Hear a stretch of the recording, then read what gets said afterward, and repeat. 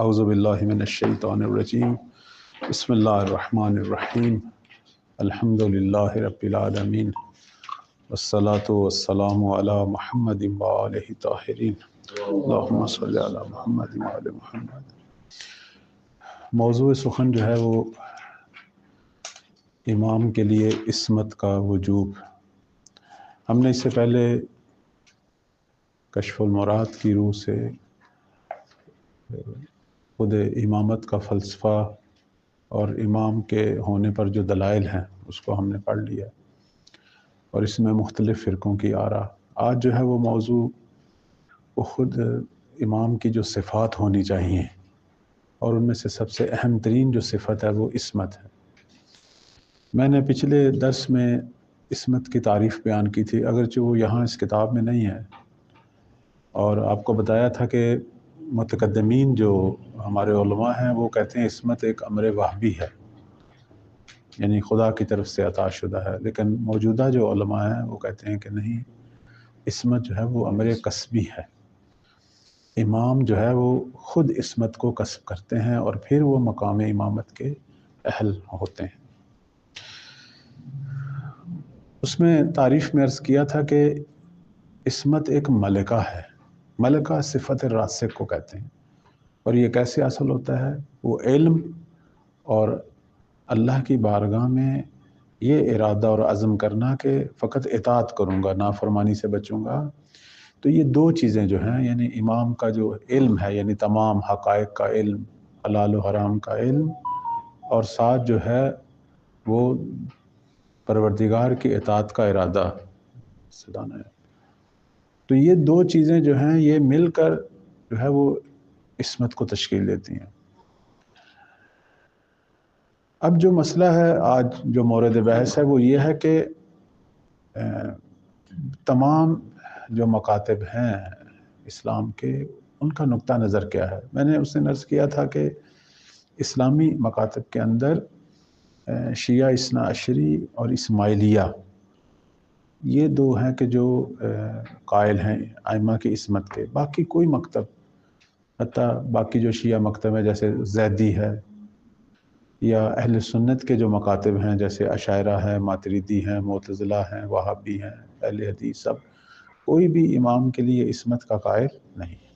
وہ کہتے ہیں ضرورت ہی نہیں ہے کہ ہم نبی کی مانند جو ہے وہ امام کے لیے عصمت کے قائل ہوں۔ اب سب سے بڑا جو مسئلہ موضوع امامت میں اور بحث جو ہے وہ ہم شیعوں سے ہوتی ہے، اثنا عشری سے۔ اسماعیلیہ معمولاً اس موضوع میں بحث ہی نہیں کرتے، وہ تو خارج ہیں اس بحث و مناظرہ سے۔ اثنا عشری اور باقی جو مسلمان فرقے ہیں ان کے اندر بنیادی طور پر بحث ہوتی ہے، یرحمک اللہ۔ اب یہاں میں کچھ دلائل جو علامہ حلی رحمۃ اللہ نے اور خود صاحب تجرید نے جو پیش کی ہیں ان کی طرف ہم آتے ہیں، اور ایک ایک کر کے اس دلیل کو چیک کرتے ہیں کس حد تک جو ہے وہ انشاءاللہ کہ مفید واقع ہوگی۔ خواجہ نصیر الدین طوسی رحمۃ اللہ نے اور علامہ حلی نے جو سب سے پہلی دلیل دی ہے عصمت کے وجوب پر، وہ انہوں نے کہا کہ اگر ہم قائل نہ ہوں امام کے لیے عصمت تو تسلسل لازم آئے گا۔ ہم سب سے پہلے اس کو چیک کرتے ہیں کہ یہ کیسے تسلسل لازم آئے گا۔ وہ کہتے ہیں دیکھیں، امام کے وجود کا جو فلسفہ ہے کسی امت میں وہ یہ ہے کہ چونکہ لوگوں کے اندر احتمال خطا ہے، یعنی لوگ جو ہیں وہ اپنے امور میں، اپنے کردار، گفتار، ہر اپنے عمل میں جو ہیں وہ معصوم تو نہیں ہیں، گناہگار ہیں معمولاً، اور اگر جتنا بھی کوئی نیک ہو، صاحب تقوی ہو، عادل ہو، احتمال خطا تو ہے، اس کی تو ہم نفی نہیں کر سکتے۔ اب یہ جو عالم بشریت جو کہ احتمال خطا کی وجہ سے کسی وقت بھی انحراف کا شکار ہو سکتا ہے، ضلالت کا شکار ہو سکتا ہے، تو یہاں ایک ہادی ہونا چاہیے جو فوراً ان کو خطا سے بچائے اور ان کی اصلاح کرے، انہیں بتائے کہ یہ راہ جو آپ جانے لگے ہیں یہ راہ جو ہے وہ غلط ہے، یہ راہ درست ہے۔ سوال آیا یہ ہادی جو ہے وہ انہی کی مانند ایک شخص ہے کہ جس کے اندر احتمال خطا پایا جاتا ہے، یا وہ معصوم ہو؟ اگر تو وہ معصوم ہے، یعنی وہ ہر قسم کی خطا سے پاک ہے، پھر تو مسئلہ ہمارا حل. پھر ہم بھی یہی کہتے ہیں کہ امام کو معصوم ہونا چاہیے. لیکن اگر وہ معصوم نہیں ہے، وہ بھی خطا کر سکتا ہو، تو وہ پھر جب وہ خطا کر رہا ہو تو اس کے لیے بھی ایک ہادی کی ضرورت ہے. اب ہم اس ہادی کے بارے میں، ہادی نمبر 2 کے بارے میں سوال کرتے ہیں کہ آیا وہ معصوم ہے؟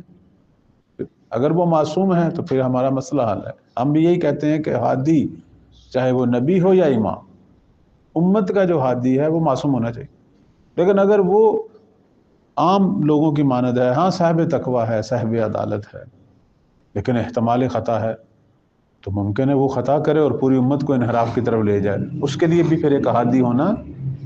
تو یہ تسلسل لازم آئے گا، یعنی اماموں کا لامتناہی سلسلہ، ایک لامحدود سلسلہ کہ جس کا کوئی اختتام ہی، ہاں یہ پھر ایک ایسا سلسلہ جس کا کوئی اختتام نہیں. اور نتیجتاً اس قسم کا تسلسل جو ہے وہ عقلی اعتبار سے اور شرعی اعتبار سے جو ہے وہ باطل ہے. بس آپ کو قائل ہونا پڑے گا کہ ہادی امت چاہے پیغمبر ہو یا اس کے بعد اس کا وصی، اس کے لیے معصوم ہونا ضروری ہے تاکہ امت جو ہے وہ خطا اور انحراف سے بچ جائے.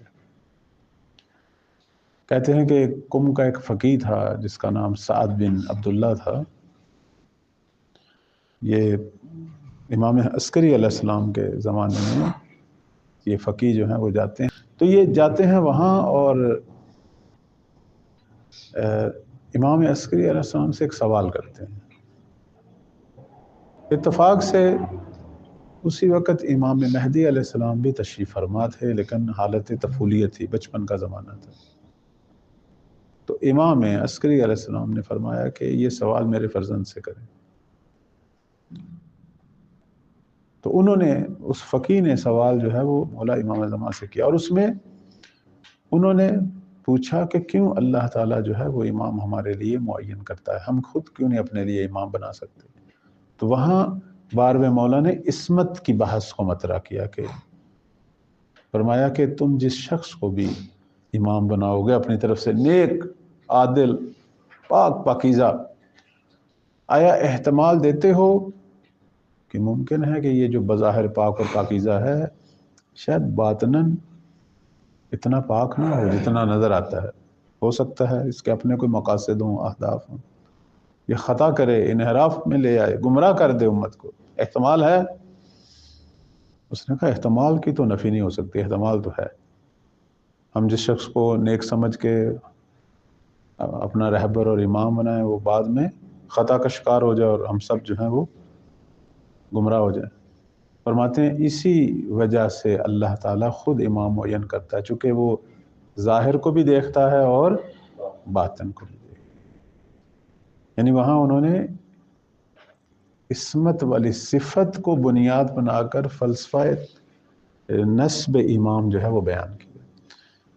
تو عرض خدمت یہ ہے کہ یہ ایک اہم ترین استدلال ہے اور دلیل ہے جو علامہ ہلی نے اور صاحب تجرید نے پیش کی.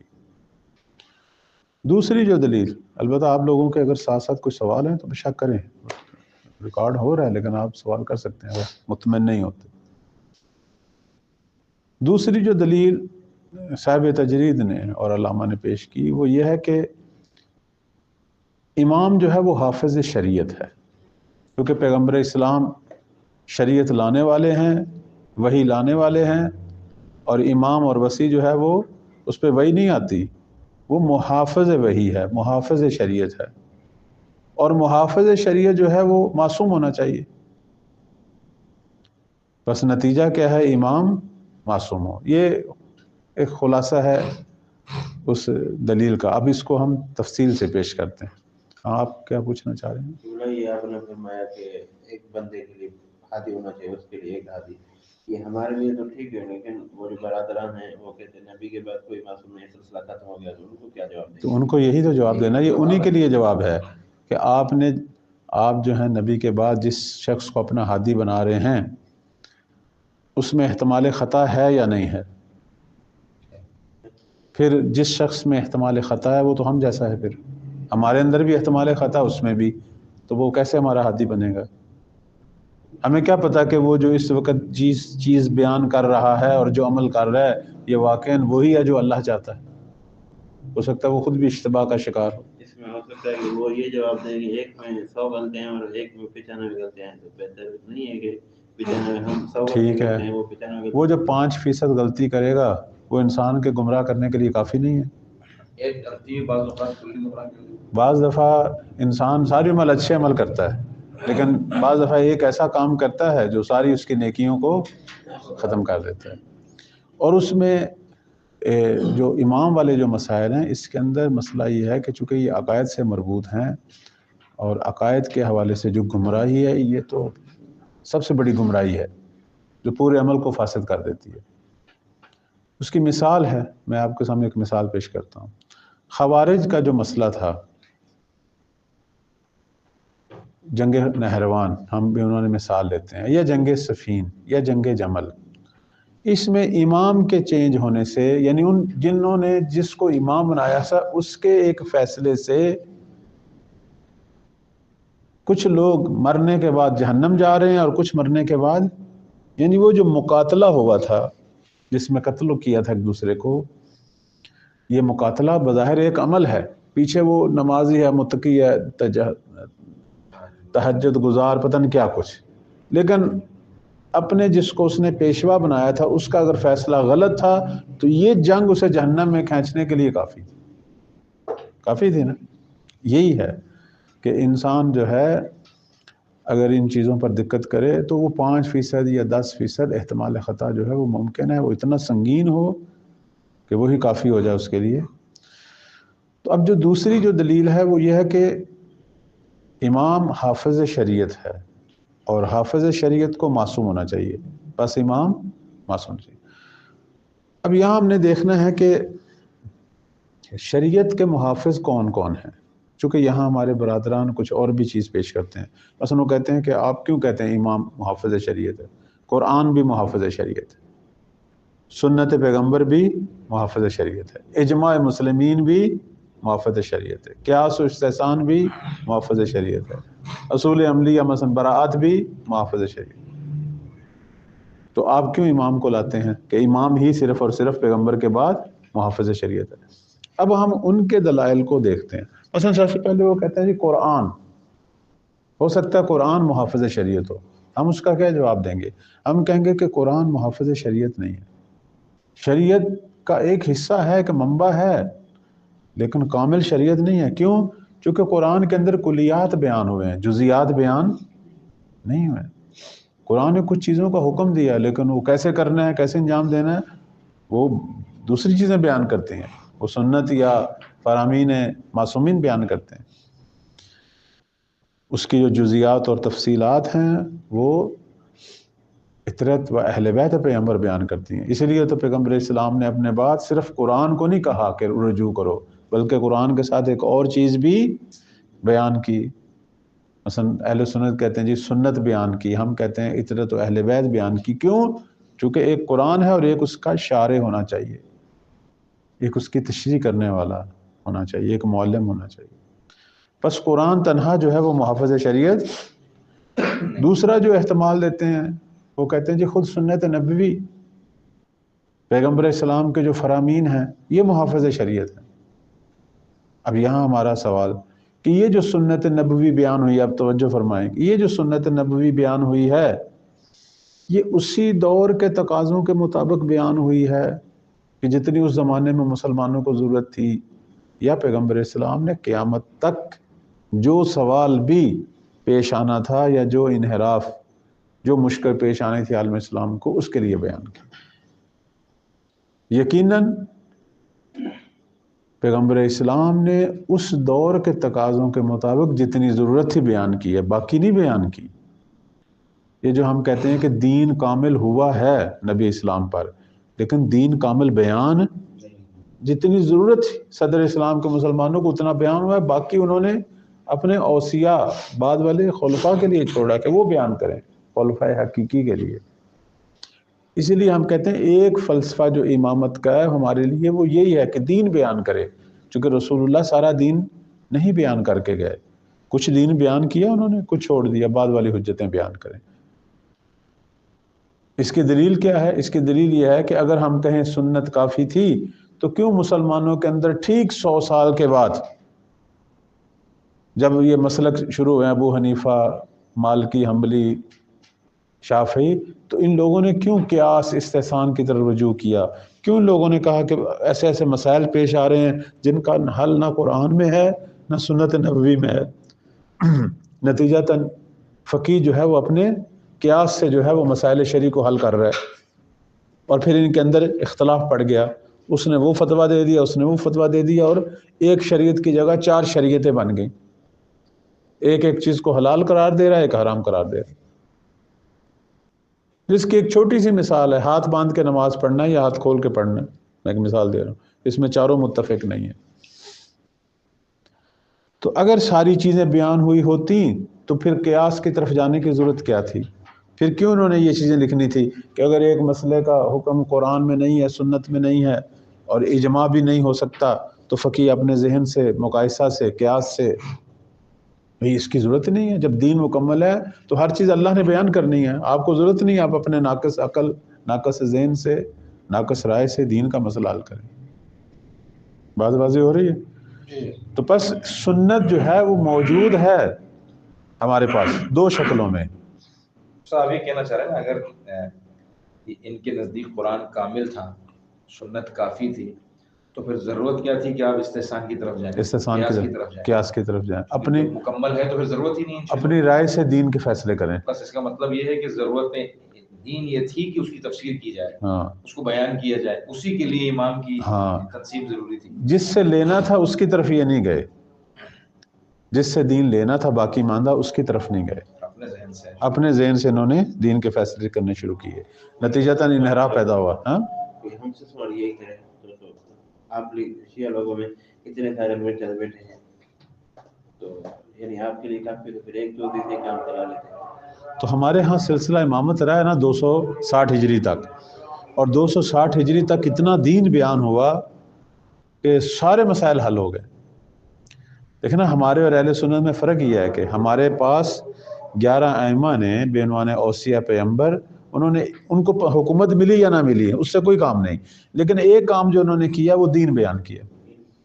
مثلا جب بھی لوگ آتے تھے سوال لے کے کہ اس موضوع میں سوال کیا ہے، تو امام صادق علیہ السلام، امام باقر، کوئی امام، تو اس کے اندر حکم دیتے تھے کہ یہ حل ہے۔ بعض دفعہ راوی پوچھتے تھے کہ یہ آپ کہاں سے جواب دے رہے ہیں، قرآن کی آیت تلاوت کرتے تھے یا کہتے تھے سمعت من ابی و سامع من ابی ہے، اور ایک سلسلہ روایت جو ہے وہ بیان کرتے تھے، یعنی وہ دین بیان ہو رہا ہے۔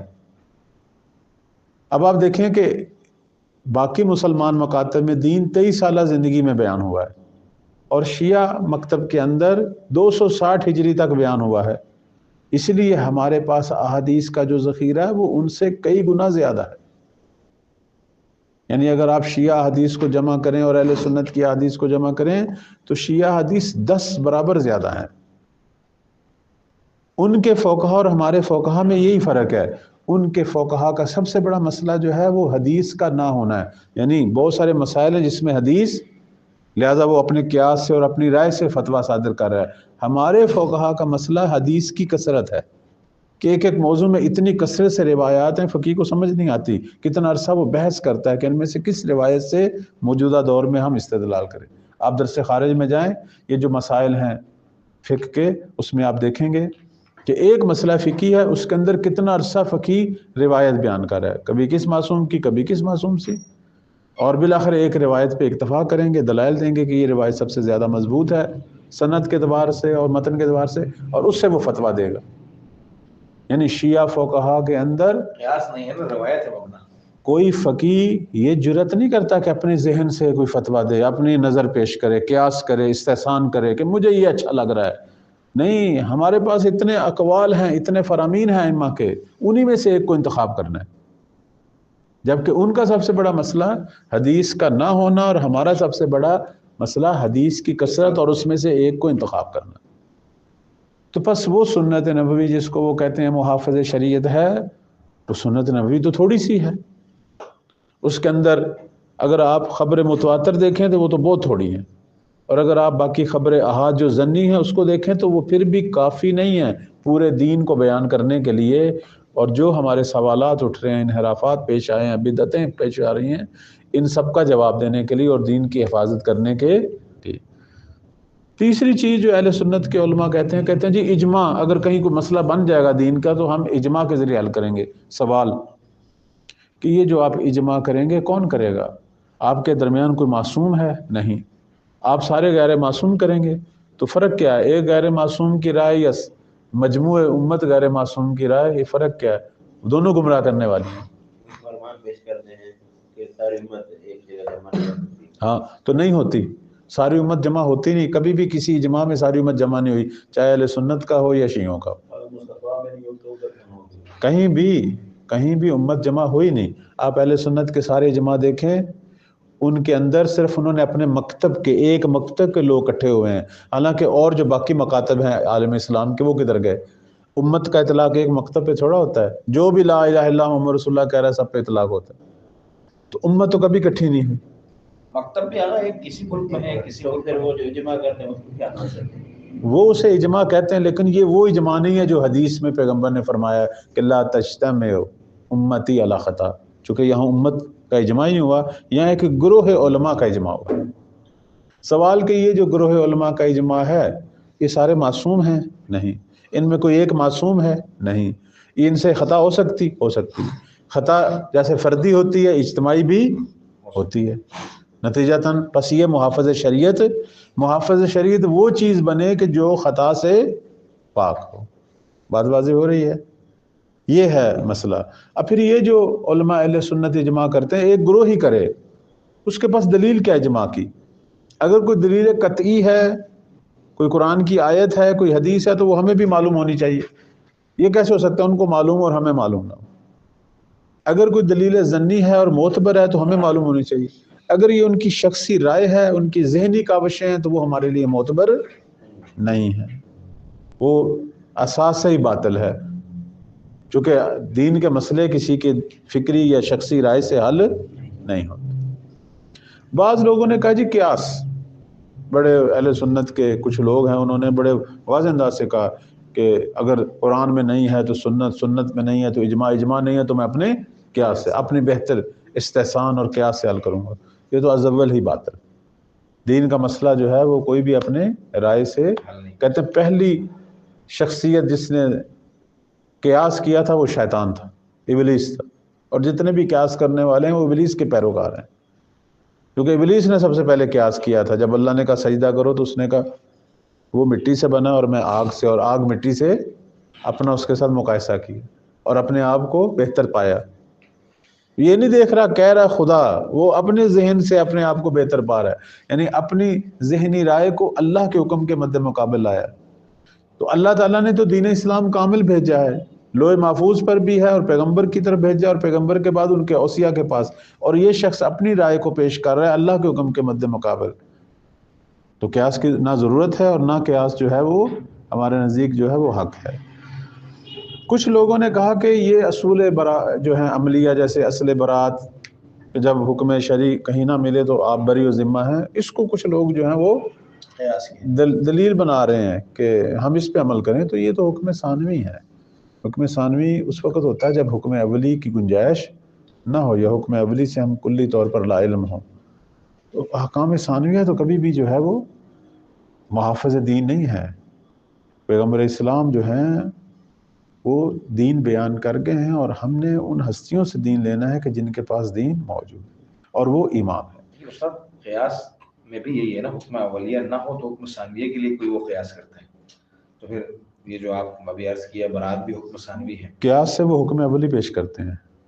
قیاس اور اصول عملیہ میں فرق یہ ہے کہ وہ قیاس سے حکم اولی بناتے ہیں، اور ثانویہ جو ہے، اصول عملیہ جو ہے، یہ اس صورت میں ہوتا ہے کہ حکم اولی ہے لیکن ہماری دسترسی نہیں ہے اس تک، بس وہ اس کو واقعیت قرار دیتے ہیں۔ بلکہ ان کا تو عجیب عقیدہ ہے، وہ کہتے ہیں کہ اللہ کا ایک حکم تھا، اب سنیں، اللہ کا ایک حکم تھا لیکن ہمارے فقیہ کو چونکہ پتہ نہیں چلا، اس نے تحقیق کی قرآن سنت میں، اب اس نے جو سوچا اور جاری کیا، خدا لوح محفوظ سے اپنا حکم مٹا دے گا، اس مجتہد کا حکم لکھ دے گا۔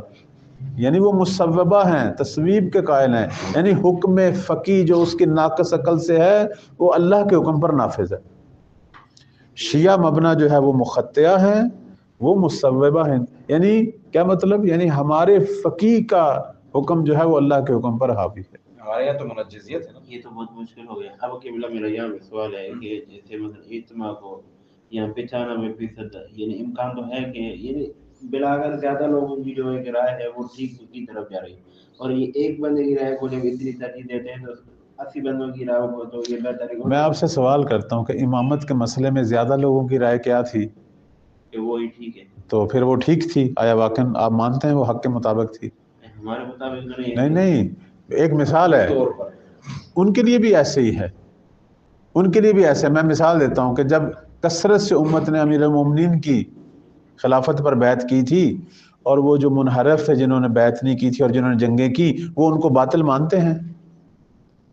نہیں مانتے، ٹھیک ہے۔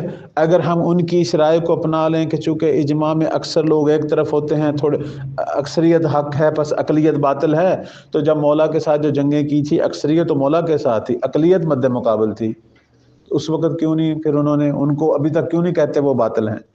وہ بھی اپنے قول میں سچے نہیں ہے۔ بات واضح ہو گئی؟ ہاں، یہی ہے مسئلہ۔ بس ایک چیز جو رہ گئی ہے پیچھے وہ یہ ہے کہ نبی کے بعد ایک سلسلہ اوصیہ، ایک سلسلہ امامت ہونا چاہیے، اور وہ جو شخص امام ہے وہ معصوم ہونا چاہیے تاکہ دین کی حفاظت ہو۔ اس دن میں نے آپ کو ایک سوال کیا تھا اور ابھی تک جواب نہیں ملا، اس کا جواب آج آپ کی خدمت میں پیش ہو گیا ہے۔ یہی جواب ہے کہ تسلسل کی بات۔ کہ امام جو ہے کیوں اس کی ضرورت ہے، قرآن اور احادیث کے ہوتے ہوئے کیوں امام کی ضرورت ہے؟ اگر وہ جو کہتے ہیں کہ آپ کے کسی امام کو حکومت تو ملی نہیں تو ضرورت کیا؟ ضرورت دین ہے۔ ہم نے کیوں ہر دور میں ایک امام کا قائل ہونا؟ چونکہ ہم نے اس سے دین لینا ہے، ہم نے اس سے ہدایت لینی ہے، اور ہدایت معصوم چیز سے، معصوم ہستی سے لینی چاہیے۔ جس طرح پیغمبر معصوم تھے، ان کے اوصیاء بھی معصوم ہوں۔ جس طرح قرآن معصوم ہے، قرآن کا معلم اور مفسر بھی معصوم ہوں۔ جس طرح قرآن ہر خطا سے پاک ہے، جو قرآن کی تشریح کر رہا ہے وہ بھی ہر خطا سے پاک ہو۔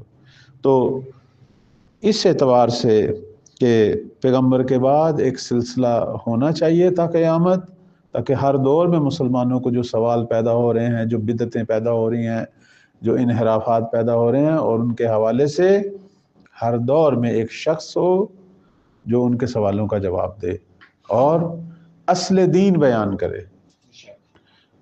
اور یہی کام ہمارے ائمہ نے کیا۔ ہمارے ائمہ نے جو سب سے بڑا کام کیا وہ دین کو بیان کیا، اور جتنے شبہ اور فتنے امت میں اٹھے ان کا جواب دیا، جتنی بدعتیں اٹھی ان کا جواب دیا، اصل دین کی حفاظت کی، بتایا دین یہ ہے۔ حتیٰ درباروں میں ائمہ کو بلایا جاتا تھا، مناظرے کروائے جاتے تھے، بڑی بڑی مباحثے ہوتے تھے، وہ اصل دین بیان کرتے تھے۔